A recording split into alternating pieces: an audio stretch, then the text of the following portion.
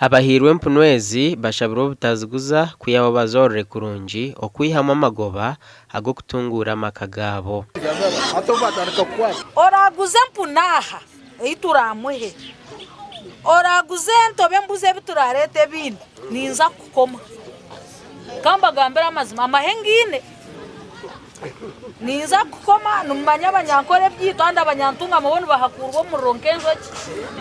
Ninza kubakoma aza muje mu nyite mbwene. Namanya wabo ino buyinza ncendo bukozese. Twineho buciko buto umwatori ne nitwe. Urakoresha bakajuguza bakatugambira turaze kumukoma. Yenda mutanshwaza.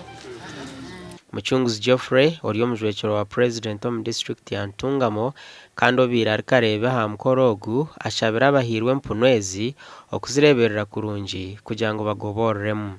Kandi obworo ni choice wanonda ko bomworo no president yakora ki waba ni cyo rukwenda nutekwa kumba President Museveni ashaziremu ahamiruka rukul amiruko mutwaro na ninke mutwaro gumwenda rukumi yasharamu yajanka gorra naye ebe ahamirukejo 23 yonko mu Uganda yona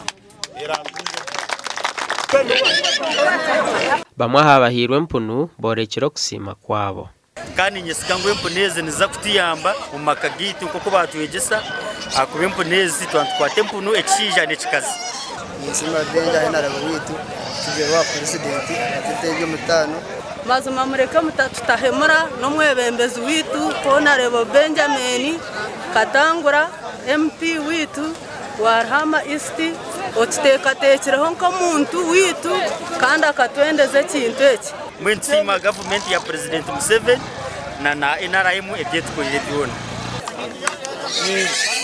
Gasha kwa Simon Ayamba.